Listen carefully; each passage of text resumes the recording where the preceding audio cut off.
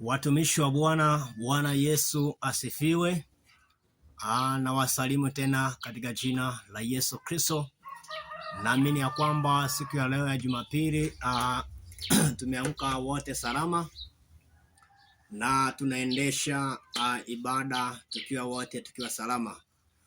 Kwa sababu gani? Kwa sababu ni neema tu iliyoweza kusimama kwa ajili yetu, na wengi walitamani kuona siku ya leo lakini hawakupata nafasi.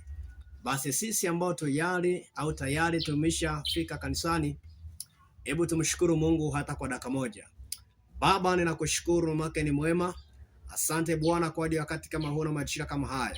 Siku ya leo Mungu imekuwa ni njema na imeweza kuonekana kwa ajili yetu. Wapo wengi walitamani kuona hii siku lakini hawakupata nafasi.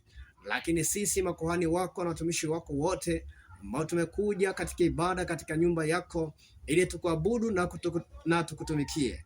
Na tazama sasa Bwana, tunaenda kujiweka mikononi mwako ili tuanze ibada kwa amani na tumalize kwa amani, na tunaamini Bwana Roho Mtakatifu utakuwa pamoja nasi, utatutia nguvu na kutuelekeza. Hata Bwana tusomapo maandiko, tufundishapo, na wala Mungu tusiende katika akili zetu, bali tuende katika mapenzi yako, tuende katika akili zako, utufundishe kwa hekima na kwa kimo, ili tuendelee kuishi neno lako takatifu, na tusimame katika kweli, tusimame katika maandiko, tusimame katika uwezo wako na nguvu yako, bali tujenge mioyo ya watu, si kubomoa, si kuvuruga, bali kuielekeza katika njia iweze kufuata katika mapenzi yako. Baba, sifa na utukufu ninaamini ya kwamba unaenda kutenda.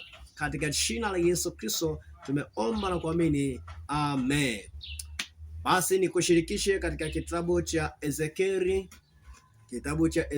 sura ya 3 na ule mstari wa kwanza. Biblia inasema hivi: akaniambia, mwanadamu, kula gombo hili, kisha uende ukaseme na wana wa Israeli. Basi nikafunua kinywa changu, naye akanilisha lile gombo. Akaniambia, mwanadamu, lisha tumbo lako, ulijaze tumbo lako kwa hili gombo nikupalo. Ndipo nikalila nalo kinywani mwangu, lilikuwa tamu kama utamu wa asali. Kwa nini nimesoma kitabu cha Ezekieli? Kwa sababu kitabu cha Ezekieli ni mtumishi wa Bwana aliyeweza kutumika katika nyakati zile za kale au kipindi kile cha Agano la Kale, na alikuwa akifanya kazi vizuri kama nabii wa Bwana mwaminifu. Lakini Mungu alipotaka kumtumia, jambo la kwanza alimuita, lakini jambo la pili tunaona hapa akamwambia, kwanza lisha tumbo lako gombo. Gombo ni neno la Mungu ambalo anamwambia, anasema kwamba akaniambia, mwanadamu, kula gombo.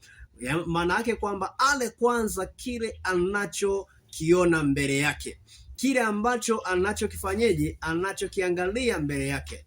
Basi akala lile gombo. Biblia inasema kwamba alipokuwa akila lile gombo, ndani ya kinywa chake basi likawa tamu kama zege la asali. Watumishi wa Mungu wengi ambao leo tunafundisha Injili, tunahubiri Injili, tunaelekeza watu Injili kwa ajili ya kuweza kuhakikisha watu wanafika kwa usalama, wanaenda kwa usalama. Jambo la kwanza lazima tuhakikishe sisi wenyewe neno la Mungu tuliweka ndani ya mioyo yetu. Neno la Mungu tumekaa nalo ndani ya mioyo yetu na tumehakikisha kwamba tumelila lile gombo. Manake sisi wenyewe tumeweza kujiwekea neno la Mungu kwa wingi ndani ya mioyo yetu. Sasa kuna wakati wengine watu wengine wana mambo mengi. Katika utafiti wangu nilipokuwa nikitafiti hapa na pale, kuna wengine hata Biblia huwa hawasomi sana. Kuna wengine wanachukua clip za mitandaoni, kama jinsi tuseme kwa Mwinjilisti Kasiyani akihubiri, Bishop Gwajima, tunaona kwamba Bishop Mwingira, Bishop Kakobe na watumishi wengine wengi. Sasa anachukua ile clip, anaichukua jinsi alivyokuwa ameiandaa yule mtumishi wa Mungu, alafu naye anaandaa hiyo topiki, alafu ndio anaenda kuzungumza au kuhubiri kanisani kwake au sehemu yoyote. Sasa nataka nikwambie kwamba Hayo au naweza nikasema hayo ni matumizi mabaya ya nini? Ya kutumia neno la Mungu. Neno la Mungu, jambo la kwanza, we mwenyewe ujiandae.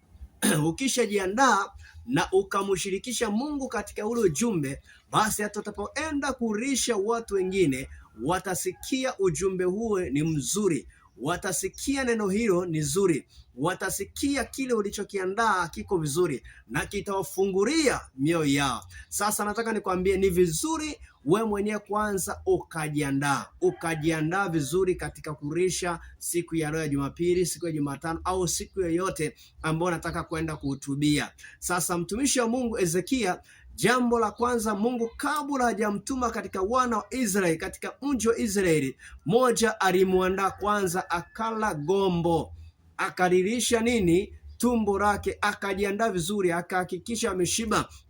Wengi wanaenda kuhubiri injili lakini bado wana njaa. Wengi wanaenda kuhubiri injili lakini bado hawajafanyaje? Hawajashiba sawasawa. Wengi wanaenda kupanda madhabahuni lakini bado hawajashiba sawasawa. Hakikisha unashiba kwanza neno la Mungu. Wakati ambapo ukienda kutoa haja na topic uliyoiandaa wiki nzima, italeta mabadiliko sana. Kwa hiyo mimi nilikuwa tunawashauri siku ya leo, ni siku ya tarehe 14 mwezi wa 6 mwaka 2026 na ni siku ya Jumapili, na tuko hapa kanisani na nimejiandaa vizuri kwa ajili ya kuweza kuhutubia watumishi wa Mungu ambao wako hapa au ambao tutakutana nao hapa kanisani.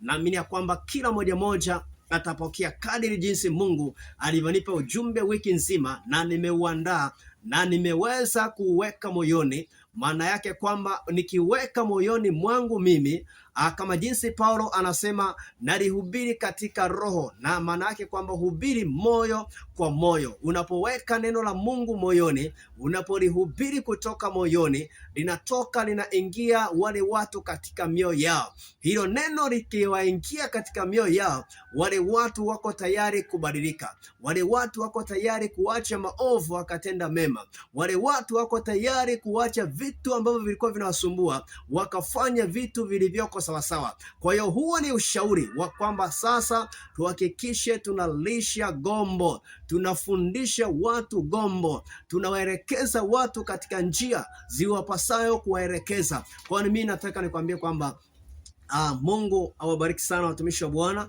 na wote ambao tunafuatiliana katika mitandao TikTok, Facebook na YouTube. Ukiandika tu Bishop Ayubu Mabura utanikuta, niko Mwanza hapa. Na TikTok andika tu Ayubu Mabura utanikuta. Nataka nikwambie na Facebook hivyo hivyo na tupo. Lakini pia nimetuma klipu nyingi, kama ukipenda kunisupport bati kwa ajili ya kuwezeka hema la Bwana, kwa ajili ya speaker hapa sina vyombo, muziki naona sina hapa, lakini jambo lolote ambalo Mungu akitaka kukuwezesha au akitaka kuambia fanya kwa ajili ya mtumishi wa Bwana kumsupport, ni support na Mungu atakubariki sana. Na niseme kwa sababu hiyo, wote tujenge mwili wa Kristo kwa upendo na kwa ushikamano. Mungu awabariki sana na muwe na Jumapili njema sana.